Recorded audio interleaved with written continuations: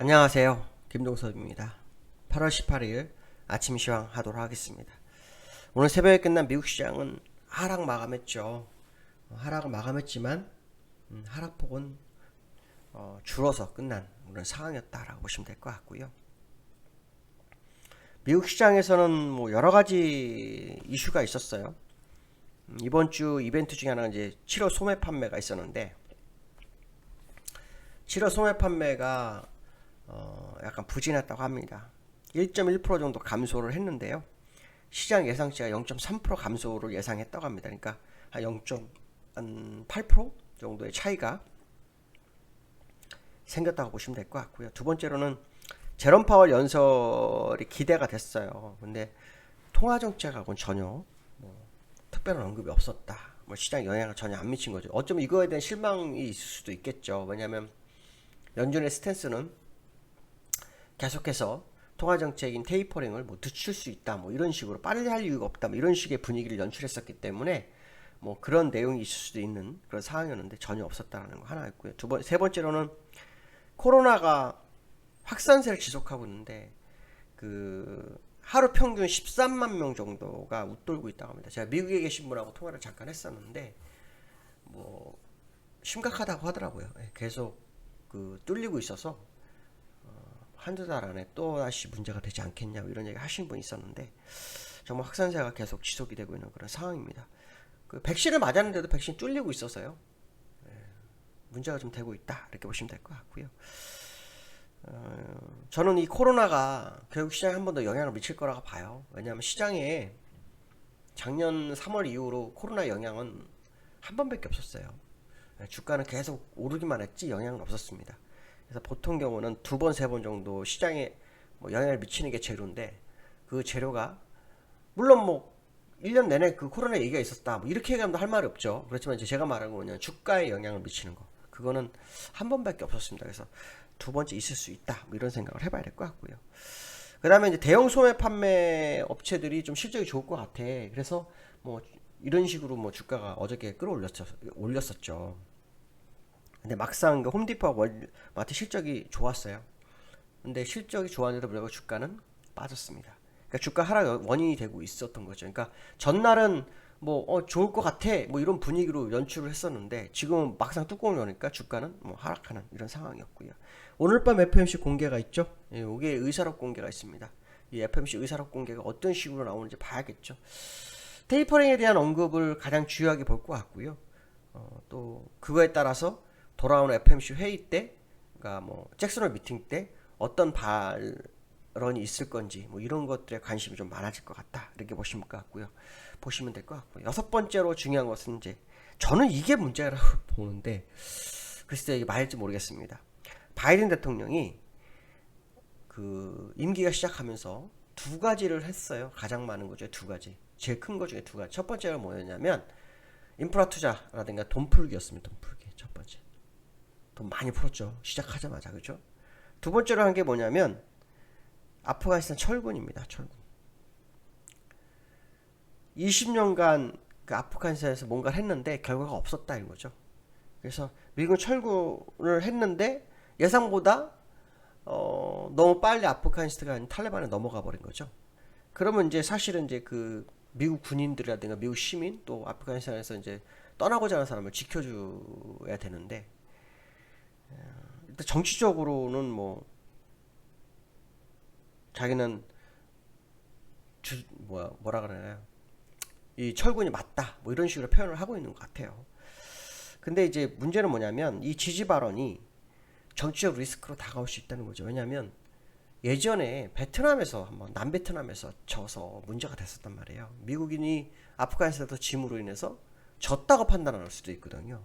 그러면 대통령이 얼마 안 된 상태에서 이 입지가 좀 좁아질 수 있고 계속 비난이 나올 수도 있어요. 그렇게 되면은 정치적 리스크가 시장에 나올 수 있고요. 정치적 리스크는 아시겠지만 주가의 불확실성으로 다가오는 것이 항상 시장의 모습이었거든요. 그래서 이 부분이 되게 문제가 됐고요. 어저께인가 그저께 뉴스에는 대만이 그런 얘기를 했죠. 우리가 미국을 믿을 수 있나? 이런 얘기가 살짝 뉴스로 비친 적도 있었어요. 그러니까 동맹국들이나 미국 주둔한 나라들이 어떻게 보면 마음이 굉장히 안 좋은 거죠. 아, 이거 뭐지? 뭐 이런 생각 할 수 있는 그런 상황인데, 어쨌든 뭐 나라마다 특별한 사유가 있고, 또 미국이 뭐 자국의 이익이 안 되면 뭐 떠날 수 있다라는 뭐 본보기를 보인 거기 때문에, 사실 어떻게 보면은 긍정적일 수 있는 부분도 있지만 어떻게 보면 정말 무책임한 부분도 있거든요. 근데 저는 이게 시장의 리스크로 다가오는 것 같다, 이런 생각도 듭니다. 그래서 뭐 다른 재료는 모르겠지만 테이퍼링과 뭐 코로나 확산세, 정치적 리스크, 이러한 부분들이 시장에서 자꾸 수면 밑에 있다가 이제 서서히 수면 위로 올라오는 그런 과정으로 좀 보이고 있고요. 저는 기술적으로 지금 미국 시장이 이제 중요한 위치에 있다고 판단하고 있습니다. 일단 한번 좀 오늘 보시면 결과 0.79%, 다우가 하락했죠. 장중에 1.4% 정도 하락했던 걸로 기억합니다. 나스닥도 0.9%인데 1%도 넘게 하락을 했다가 낙폭을 줄이고 끝났는데요. 차트를 좀 보시면 다우는 지금 일봉인데요. 장중에 1.4% 하락했다가 올라왔어요. 근데 일단 뭐 약간 흔들렸죠. 주봉상으로는 보시면 아시겠지만 123 안에를 벗어나지 못하고 있다는 거, 이것만큼 맞다라고 보셔야 될 것 같고요. 나스닥도 지금 보시면 여기 또 123 안에 갇혀 있잖아요. 근데 여기도 그 일봉상으로 오늘 장중 1.6%까지 빠졌다가 0.9%로 줄었습니다. 아마 추가적으로 흔들 수 있는 소지가 굉장히 크다라고 보고 있고요. 일단 단기적으로 기준선 수평관에서의 지지력 테스트를 좀 확인한 것은 뭐 사실이지만 절대 믿어서는 안 될 거다. 특히 다우 같은 경우는 제가 시간론을 해놨나 모르겠네요. 시간론 쪽으로 오시면 이번 주가 74주예요. 그러니까 2주 안에. 그 다음에 요 고점에서 이번 주가 50주예요. 51주인가요? 재볼까요? 죄송합니다. 51주 다음 주가 있고요. 또 여기서도 지금 이번 주 지난주에 42주였어요. 지난주 42주였기 때문에, 그러니까 지금부터 이제 2주 안, 이번 주 포함해서 2주 안에 변곡이 도래를 하고 있어요. 그래서 이번 변곡은 의미가 굉장히 클 수 있다라는 생각 하셔야 될 것 같고요. 만약에 그 변곡이 맞다면 우리나라는 먼저 하락을 했지만 뭐 디커플링에서 먼저 올라올 거라는 생각을 안 하시는 게 좋습니다. 왜냐하면 미국이 버티는데도 흘러내리고 있는 그런 상황이라 미국이 밀리게 되면 굉장히 중요하죠. 문제는 뭐냐면 그 시점이 언제냐. FMC 회의를 전후하고 있는 그 자리라는 거 한번 생각해 볼 필요성이 있다, 이렇게 말씀드리고 싶고요. 두 번째로는 중국 증시 추가 규제 우려. 이게 어저께 중국 증시가 많이 빠졌어요. 여기 보시면 이 중국 증시 어저께 홍콩도 빠졌고 상해도 같이 빠졌잖아요. 대만도 어저께 빠지는 모습이었는데, 사실 이 나라들은 좀 많이 빠졌어요. 많이 빠진 상태인데, 빠진 이유가 그거예요. 지난번에 그러니까 빅테크 관련해서 또 교육 관련해서 규제가 이제 나왔잖아요. 거의 뭐 홍콩을 타켓을 한 거였는데, 또다시 그 빅테크 관련해서 규제가 또 규정이 또 신설을 했어요. 인터넷 부정경지 방지 뭐 이거에 대한 규정이 신설되면서 약간 뭐 압박 기조가 이어졌다고 합니다. 그것이 중국장을 하락시켰다는 거죠. 아시겠죠? 중국이 지금 산업생산 손해 판매가 좀 안 좋게 흘러가고 있어요. 그래서 뭐 질을 또 인하할까 뭐 이런 기대감도 있지만, 중국이란 나라는 약간 사회주의에 가깝잖아요. 그런 거 신경 안 씁니다. 걔네는 지네 그 뜻을 이루는 게 더 중요하기 때문에 너무 믿어서는 안 될 거다. 결국 지금 뭐 또다시 규제는 미국 시장, 중국 시장의 하락을 보여줄 수 있고, 그거는 우리나라 시장에도 영향을 미칠 수 있는데요. 중국 차트를 좀 잠깐 볼까요? 중국 차트 보시면은 지금 여기 내려오고 있잖아요. 주봉상으로요. 그래서 60주선 좀 내려오는지 봐야 됩니다. 코스피 같은 경우는 지금 아시겠지만 60주선 안 내려왔어요. 코스피 주선을 보시면 지금 뭐 60주선까지 뭐 너무 멀죠.